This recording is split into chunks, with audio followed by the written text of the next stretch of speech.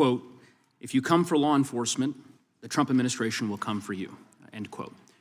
I want to show you just a brief video. It's about 30 seconds, and I'll ask you a couple questions about it. You guys are disgusting, man. Hey, you guys are disgusting. I'm former law enforcement. You're disgusting. You are the Nazi. You are the Gestapo. You can't see it because you're chasing your pension, right? Your pension, your retirement, right? That's what runs your life, your retirement. The sad thing is they're not even going to get their pension because it's going to be worthless. And shame on you. Shame on you. Shame on you. Yeah. Fuck that. Yeah.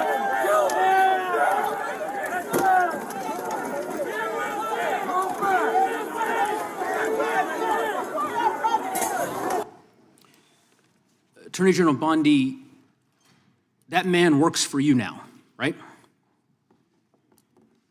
Who was that, Congressman? The man in that video, the one who was in the police-worn body cam footage, the one allegedly yelling, "Kill him," at police officers on January 6th, his name is Jared Wise. He does work for us. He works for you at the Department of Justice. He does. This is an individual whom a federal grand jury indicted for 2 felonies and 4 misdemeanors related to his participation in the attack on January 6th. One of those charges was forcibly assaulting, resisting, opposing, impeding, intimidating, and interfering with police with the intent to commit another felony. This is who you choose as the Chief Law Enforcement Officer of the United States of America to hire at the Department of Justice. Someone on video yelling, "Kill him," at police officers? Right? The woman who posted online, "If you come for law enforcement, the Trump administration will come for you," just admitted under oath that she hired a man caught on police body cam footage screaming, "Kill him," at those same officers. That's not a contradiction. That's the whole story. zero.Neguse is a Colorado congressman and former impeachment manager who has spent years on the House Judiciary Committee. He knows how these hearings work, and he came prepared. Pam Bondi took over as Attorney General in February 2025 after being Trump's personal lawyer. She promised at her confirmation hearing to run an apolitical DOJ, one tier of justice for all. Within a year, nearly 300 former DOJ career employees signed a public letter warning she was failing to uphold the rule of law. That letter wasn't speculation. The Jared Wise hire is proof. Wise was indicted on 6 charges for his role in the January 6th attack. One of those charges specifically covered assaulting, intimidating, and interfering with police. Trump pardoned him on day 1. Bondi then hired him as a senior DOJ advisor. The department responsible for prosecuting threats to law enforcement now employs a man who stood in front of law enforcement screaming for their deaths. Neguse put that on the record. Bondi didn't dispute a word of it. Bondi just refused to answer a factual question about when a federal office was created. The answer... I believe he was pardoned by President Trump. Oh, he was pardoned. You're right. You're right. Pardoned by President Trump for his offense. Pardoned for yelling, "Kill him," at police officers. And yet you expect hardworking police officers across the country to believe that you take law enforcement seriously. You could imagine the reaction of so many folks across the country hearing the Chief Law Enforcement Officer of the United States refuse to even condemn what that individual whom you've now hired did. But in any event, let's talk a little bit about some of the other divisions within the Department of Justice and what's happened over the last year. You're familiar with the Public Integrity section of the DOJ's criminal division. I think it's referred to as PIN. Is that right? Yes. Okay. Do you know which presidential administration under which the PIN was first created? I can tell you what administration that the weaponization was ended under. I'll reclaim my time. This wasn't a trick question. You don't get to Madam Attorney reclaim General. your time. Madam Attorney General. Because I don't like... Mr. Chairman, will you explain to the witness that he does reclaim. reclaim his time? Because I don't answer a question to your satisfaction? Mr. Chairman. Madam Attorney General, the time belongs to the gentleman from Colorado. The president under which PIN was created was Gerald Ford. It was created after Watergate. I'm not asking a question, Madam Attorney General. The administration under which it was created was Gerald Ford. When you first started as the Attorney General of the United States, there were 35 people working in that office. Here is Gerald Ford, 1976, post-Watergate, the darkest corruption scandal in American presidential history. Congress created PIN specifically so there would always be prosecutors ready to hold powerful officials accountable. Under Bondi, that office went from 35 attorneys to 2.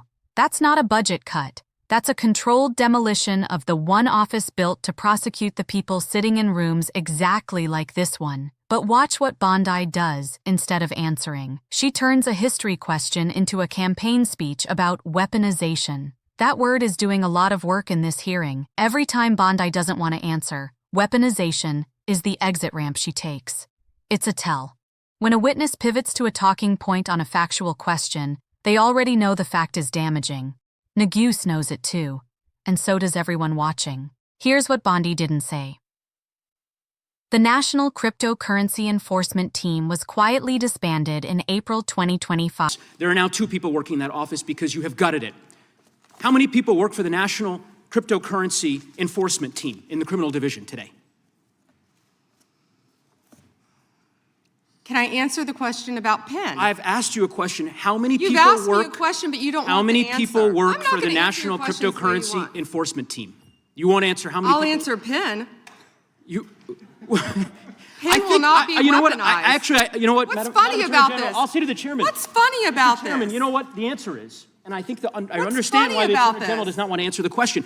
Because you eliminated the National Cryptocurrency Enforcement Team last year. So I understand why you don't want to tell the American people who works there. Yeah, I no one understand works why there you don't want to anymore, talk about Madam Mohammed Attorney Solomon General. in So, your district. In any event, who I would just murdered people. Mr. Chairman, will you stop the clock so his time is not wasted by I've the been witness? very generous with allowing extra time when we have these little disputes. I understand. You got the time, Mr. Neguse. I might as well ask the chairman these questions. I'd be happy because to what, answer what some is of your fun- questions. What's profound, the questions I've Profound? asked, The crime in your I've district. asked, Mr. Chairman, are not trick questions.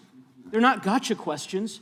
They're actually basic questions about how the Department of Justice functions and the unwillingness of this Attorney General to answer them in good faith. When a member of Congress asks how many people work at the National Cryptocurrency Enforcement Team and the Attorney General refuses to answer it, it is not a coincidence. It's because she eliminated the 5. No press conference, no announcement, just gone. That team's job was to prosecute crypto fraud, laundering, and market manipulation at the federal level. It was eliminated the same year the President of the United States reportedly accumulated $1.4 billion in personal cryptocurrency holdings. Neguse is not speculating. He's drawing a line between 2 documented facts and asking the Attorney General to explain the connection. She won't, because there is no explanation that doesn't implicate her boss. This is the core problem with Bondi's DOJ.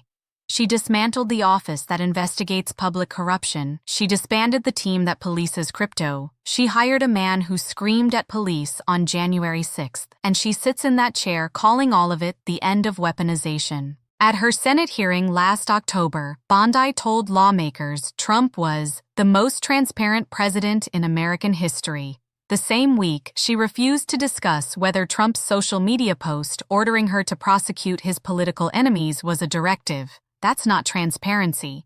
That's compliance dressed up as principle. Step back and look at what this hearing actually revealed. gotcha questions.